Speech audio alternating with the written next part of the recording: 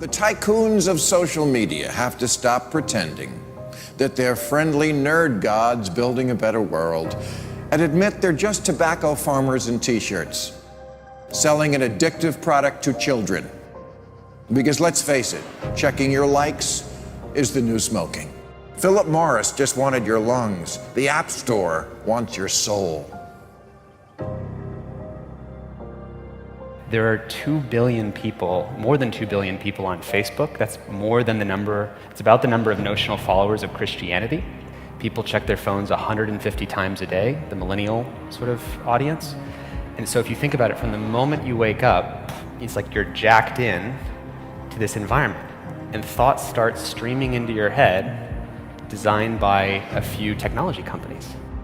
What we find is the typical person checks their phone every 15 minutes or less, and half of the time they check their phone, there's no alert, no notification. It's coming from inside their head telling them, gee, I haven't checked in Facebook in a while. I haven't checked on this Twitter feed for a while. I wonder if somebody commented on my Instagram post.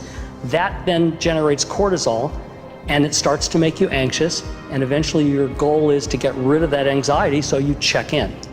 And apparently we feel stressed when we can't get our phone or when our battery is about to die. You probably know this feeling. And a research done in Australia among 3,000 people under the age of 30 found that 9 out of every 10 admit to feel this anxiety while having his battery dying. Steve Jobs revolutionized the entire world with the iPhone, and he never let his children use it because he did not want them dependent on technology. Right now, an infant is getting their first laptop that's soft and squishy and makes noise. Right now, a child is being born online and being favorited and retweeted. The hypergenerational segregation of our time is bizarre, unhealthy, and historically unprecedented. You've never seen the like of people sitting at a table in a restaurant not talking to each other because they're texting and using their Facebook and Instagram and Twitter, and they are at the table and don't even know each other. In the house and can't even talk to each other.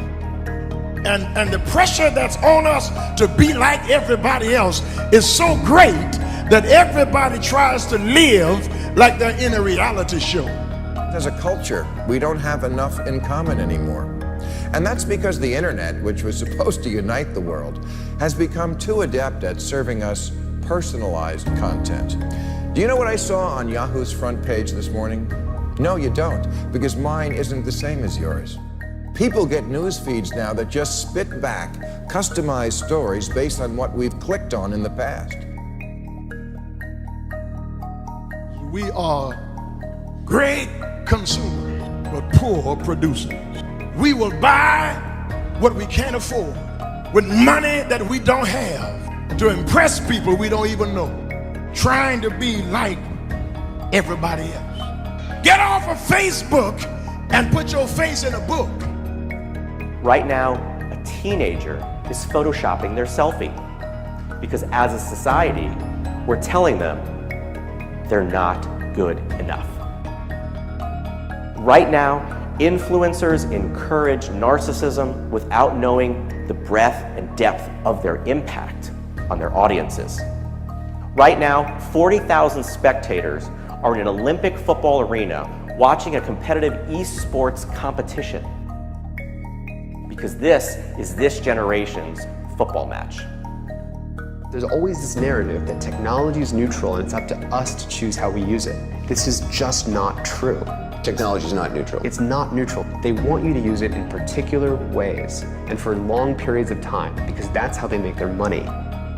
You don't realize it, but you are being programmed.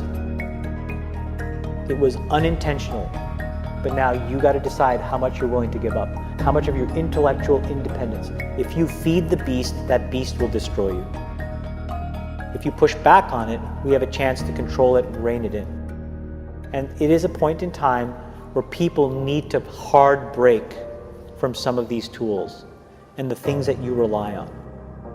The short-term dopamine-driven feedback loops that we have created are destroying how society works. No civil discourse, no cooperation, misinformation, mistruth. And it's not an American problem. This is not about Russian ads. This is a global problem. I challenge everyone to try going 1 week without social media. Don't let your phone and social media control you.